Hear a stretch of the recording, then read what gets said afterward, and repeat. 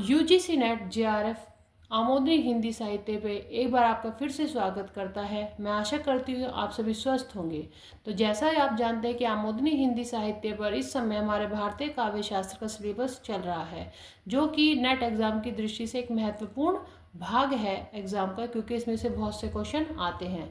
तो भारतीय काव्य शास्त्र में काव्य के स्वरूप, लक्षण, भेद, इसके बारे में हम बात कर चुके हैं। जो अभी हमारे जिस टॉपिक पर अभी हम विचार कर रहे हैं वह है काव्य संप्रदाय, जिसमें हमने सबसे पहला संप्रदाय क्या लिया था? रस संप्रदाय। रस संप्रदाय के बारे में इंट्रोडक्शन हमने आपको दिया था। उसके बाद हमने आपको बताया कि रस संप्रदाय में दो बिंदु और आते हैं, रस निष्पत्ति और साधारणीकरण। अब ये रस निष्पत्ति और साधारणीकरण क्या होता है? हमने कहा था हर शब्द के एक अर्थ छिपा होता है उसके अंदर। जब भी आपको कोई वोकैबुलरी या कोई शब्द मिलता है, उसका आपको अर्थ जानना होता है। मतलब ये कोई भी एक दे देते उठा के, सबसे पहले ये जानिए कि शब्द आपसे क्या कह रहा है, उसमें क्या अर्थ निहित है। तो जैसे साधारणीकरण रस संप्रदाय का एक बिंदु है। ये क्या है? साधारणीकरण का मतलब कि असाधारण से साधारण किसी चीज का हो जाना, अर्थात समानता आ जाना।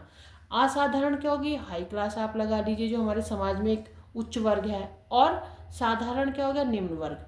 जब वो उच्च वर्ग अपनी विशेषताओं को छोड़ देता है और साधारण हो जाता है, तो किस में मिल जाता है? जो हमारा नीच वर्ग जो हमारा आता है, नीचे तबके में आता है, उससे जब मिल जाता है तो क्या होता है? वो साधारण हो जाता है, उस वर्ग में ही आ जाता है।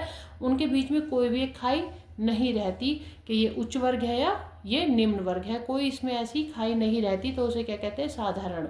इसका सबसे अच्छा मैं बताती हूँ, एक न्यूट्रल ये होता है। इसमें सबसे अच्छा आप ये समझते हैं सबके लिए समान।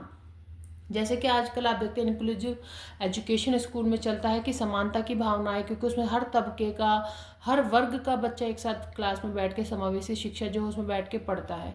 तो आप इससे समझ सकते हैं कि सबका एक विशेषता से रहित रहना क्या हो जाता है? साधारण कहलाता है। कि किसी के अंदर कोई भी विशेषता नहीं बचती, वह सबके लिए, हर गुण सबके लिए, हर चीज़ सबके लिए समान हो जाए। जैसे कि अब आप लगा लीजिए, सैलरी लगा लीजिए। जब गवर्नमेंट क्या करे? हर गवर्नमेंट एम्प्लॉय की सैलरी एक समान कर दे, चाहे वो ऑफिसर रैंक है, चाहे वो टीचर्स है, चाहे हमारे डॉक्टर्स है, जो गवर्नमेंट डॉक्टर्स है, कुछ भी है, या प्राइवेट जो जॉब्स है।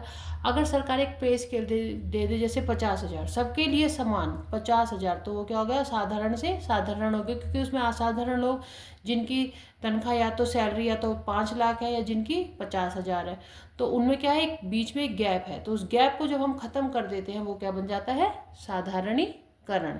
देखिए कितनी इजी लैंग्वेज में हम आपको समझा रहे हैं। तो भावों का जब जो भाव है वो किसी व्यक्ति विशेष से बंधे नहीं रहते और मुक्त हो जाते हैं। मतलब जैसे सैलरीज है वो किसी विशेष व्यक्ति के लिए विशेष ना हो, सबके लिए समान हो जाए, मुक्त हो जाए।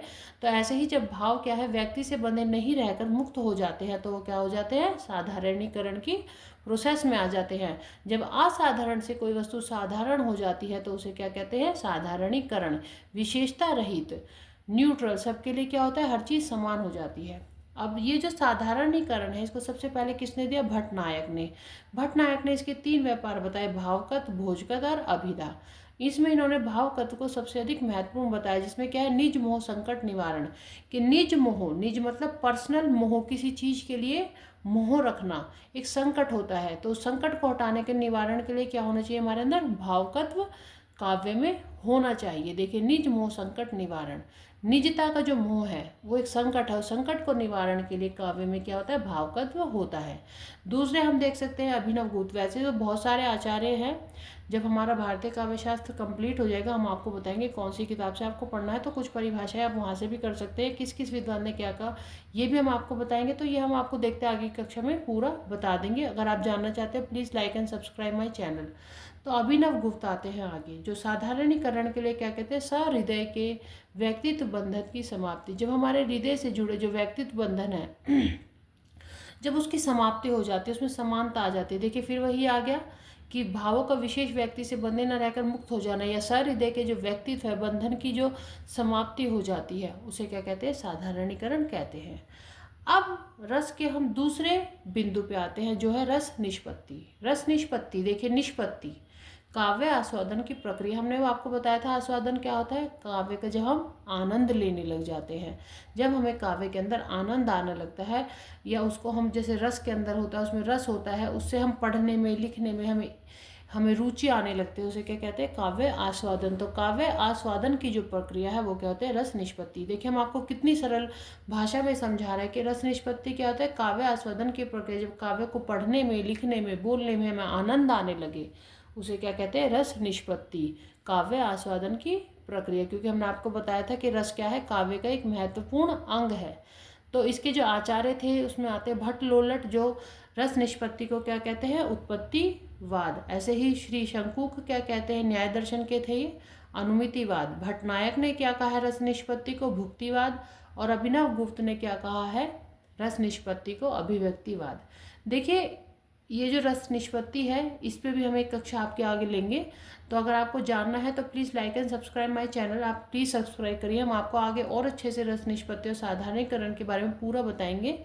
तो आज के लिए हमारा इतना ही है कि साधारणीकरण और रस निष्पत्ति क्या है, भारतीय काव्य शास्त्र में रस संप्रदाय से जुड़े हैं। तो रस संप्रदाय में हमारा ऑन गोइंग टॉपिक है, तो हमने आपको इस चीज़ के बारे में बताया। मैं आशा करती हूँ आप सभी को अच्छे से समझ में आया होगा। तो पढ़ते रहिए, ये बहुत एग्जाम की दृष्टि से बहुत महत्वपूर्ण ये टॉपिक है। इसमें ये आ जाता है कि शंकुक का क्या मत है, रस निष्पत्ति क्या है, भट्टनायक ने क्या कहा, अभिनव गुप्त ने क्या कहा, भट्ट लोल्लट ने क्या कहा, इनकी क्या क्या परिभाषा है। परिभाषा अगली कक्षा में हम आपको बताएंगे। तो ये रस निष्पत्ति अगली जो, तो रस निष्पत्ति और साधारणीकरण क्या भी मोटा मोटा हमने आपको बता दिया है। मैं आशा करती हूँ आप इनको समझ रहे होंगे और अपनी प्रैक्टिस कर रहे होंगे, कंसिस्टेंसी आपने अपने एग्ज़ाम की तैयारी में की होगी। तो धन्यवाद, आज के लिए इतना ही। पढ़ते रहिए, स्वस्थ रहिए, मस्त रहिए।